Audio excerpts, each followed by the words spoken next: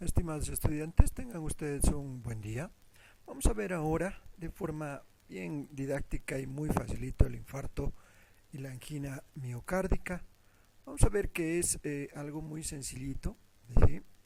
Ver tanto la angina como el infarto de miocardio. Vamos a recordar algunas cositas importantes respecto al corazón, por ejemplo, la aorta y las venas cavas, que son las que reciben las, la sangre proveniente del corazón.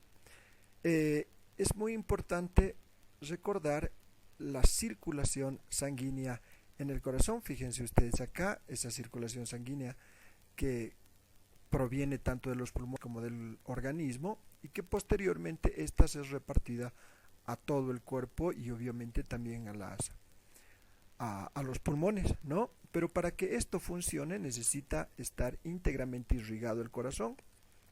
Y esta bomba está constituida por un potente músculo llamado miocárdico que es nutrido por una red intensa de arterias. Ahora bien, estas arterias coronarias en la infancia aparecen con muy buen calibre, pero pueden sufrir algún daño en algún momento. ¿De qué depende esto? De que nosotros mantengamos libres estas vías sanguíneas. Si controlamos la tensión arterial, controlamos eh, especialmente el estrés o algún momento podemos controlar la alimentación, controlamos el fumar, paseamos más, la edad avanzada contribuye a esto, pero si llegamos a una edad avanzada con una muy buena respuesta de irrigación sanguínea, toda esta irrigación sanguínea se va a mantener así libre como ustedes están viendo. Todo el corazón y todo el miocardio en realidad se va a mantener en muy buenas condiciones. ¿Y esto de qué va a depender? Única y exclusivamente de nosotros, ¿no? Esto va a depender exclusivamente de nosotros en el largo de nuestra vida. Ahora bien, ¿qué ocurre cuando algo de esto está mal? No está actuando correctamente. ¿Sí? Principalmente la hipertensión, el colesterol, el fumar, la diabetes, la obesidad, el sedentarismo y obviamente la edad van a ser factores determinantes para que aparezcan pequeñas estrías o grasas creciendo y ocluyendo algún momento las coronarias. ¿Qué quiere decir? Que los hábitos en realidad pueden ocluir algún momento esta irrigación sanguínea. Dentro de estos tenemos el principal y el más conocido, que es el colesterol, la grasa en realidad que nosotros adquirimos durante la alimentación, principalmente rica en grasa. Pero no solamente eso, también la hipertensión sistémica, la tensión arterial, es la que puede influir directamente sobre esto, o ambos, ¿no? Porque muchas veces se da la posibilidad de que ambos factores interrumpan la irrigación sanguínea. ¿Qué quiere decir? La hipertensión arterial y el colesterol. Los hábitos como fumar, por ejemplo, también involucra un gran riesgo de infarto agudo de miocardio. ¿Sí? La diabetes, otro factor, la obesidad, por supuesto, y el sedentarismo. El sedentarismo es muy riesgoso también para que esta irrigación sanguínea se interrumpa. ¿Sí? Y aparecen pequeñas estrías de grasas que van creciendo hasta ocluir, como vamos a ver más adelante, las arterias. ¿Sí? Bien, esto que ven acá, ustedes, estas pequeñas estrías son las denominadas hipercolesterolemias. ¿Qué va a influir en esto? Especialmente el tabaco, la diabetes mellitus y la edad también muchas veces. Es importante entender que tanto la hipertensión arterial, la hipercolesterolemia, el tabaquismo, la diabetes, van a ser factores determinantes para que esta irrigación sanguínea que ustedes ven se vea interrumpida. Estas plaquitas de colesterol que ahorita ustedes ven acá, estas cositas de amarillo, van a interrumpir ese flujo normal sanguíneo hacia el miocardio, contribuidas, ¿sí? aparte de esta hipercolesterolemia de grasita en coronaria, se suma la hipertensión arterial, el tabaquismo y por ahí una enfermedad de base como la diabetes mellitus, imagínense el alto riesgo de un infarto agudo de miocardio. Si a esto se suman otros factores o la edad también avanzada, imagínense el porcentaje de posibilidades de infarto agudo del miocardio. ¿Sí? Muy bien.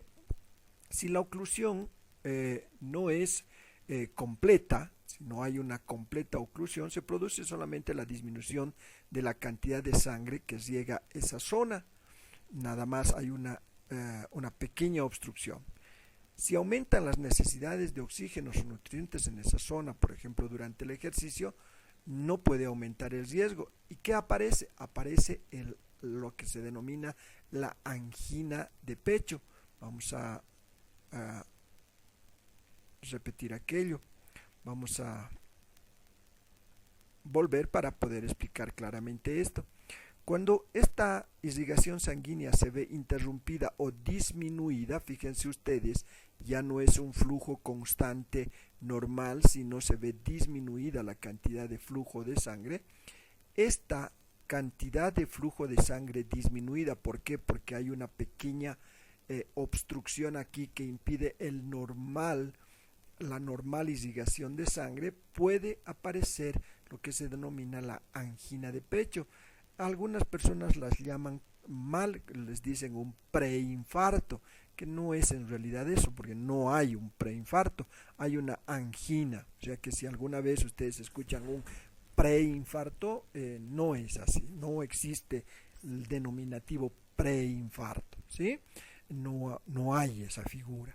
O hay una angina o hay un infarto. Y en este caso aparece una angina, ¿sí? Que es pasajera, no produce daño irreversible al miocardio porque sigue irrigándose el miocardio de menor cantidad de sangre, posiblemente más lentamente, posiblemente, pero sigue llenándose de sangre. Por lo tanto, no hay una hipoxia verdadera, no hay una interrupción de la irrigación en la angina, por lo tanto, no es irreversible, no deja daño, ¿sí?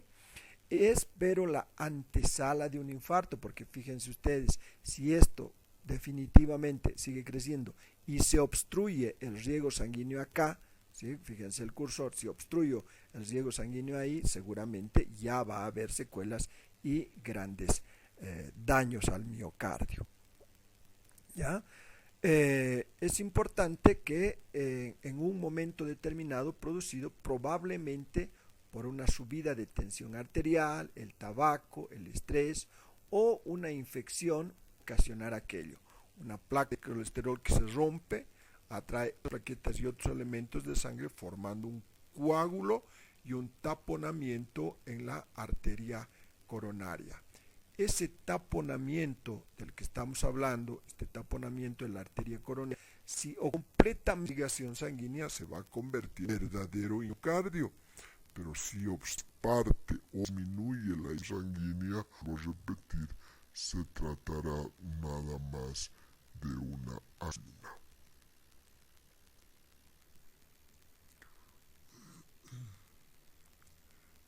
Bien, estos elementos que habíamos mencionado, estos elementos pueden ir avanzando, fíjense ustedes, y obstruyendo completamente el riego sanguíneo.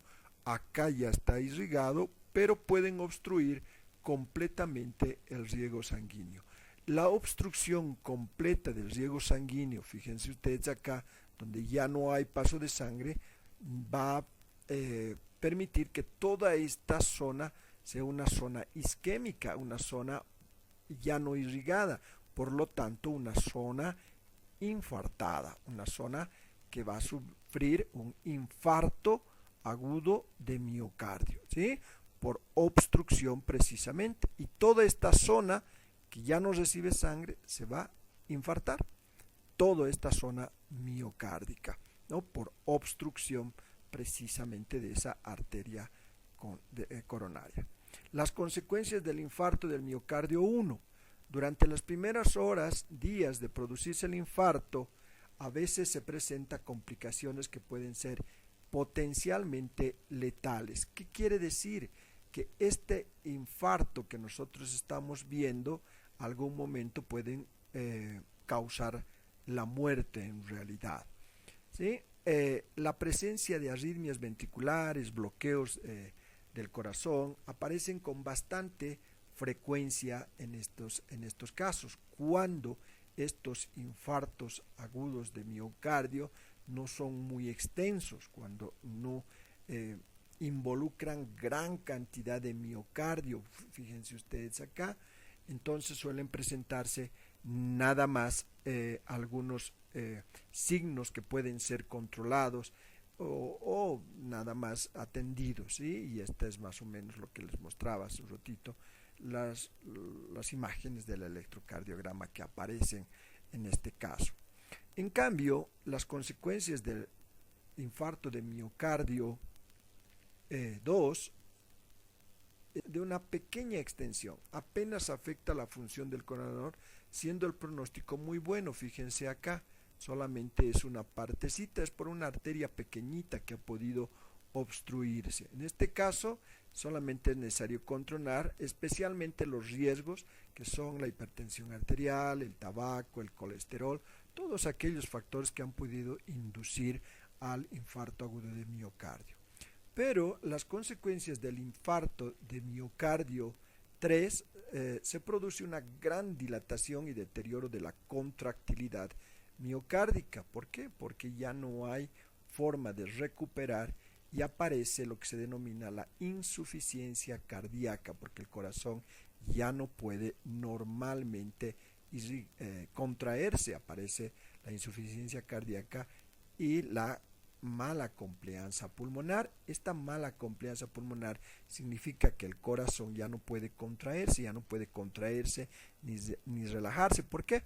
Porque se dilata completamente a consecuencia de que ya no hay una buena irrigación. O sea que la dilatación de este corazón va a ocasionar que este corazón sea insuficiente. Por lo tanto, si este corazón es insuficiente, van a aparecer consecuencias también valvulares, ¿no? Acá, que es el despacho de la sangre a través del propio corazón, de las propias arterias grandes del corazón.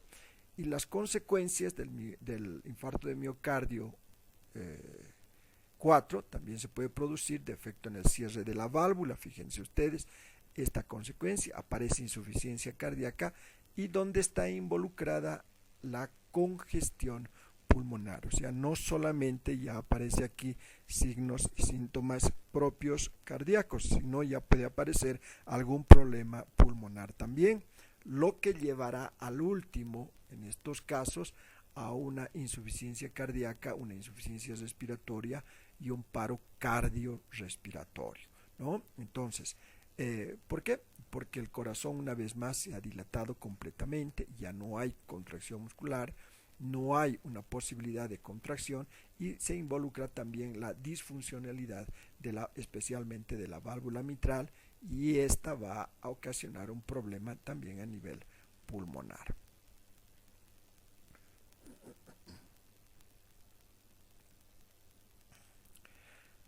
Si se quiere mantener las arterias coronarias sin lesiones, hay que mantener especialmente una adecuada tensión arterial, y estamos hablando de menos de 130/85 la presión arterial. También es importante no fumar, que es muy importante.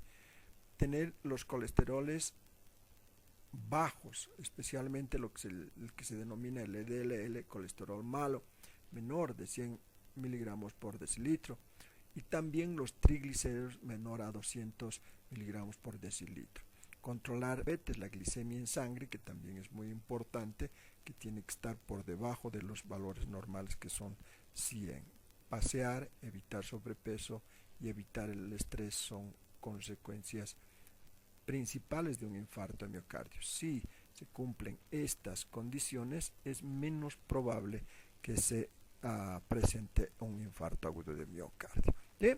Así de facilito y así de sencillito es el infarto agudo de miocardio para que ustedes lo tengan de forma didáctica siempre. ¿Ya? Un abrazo para todos ustedes.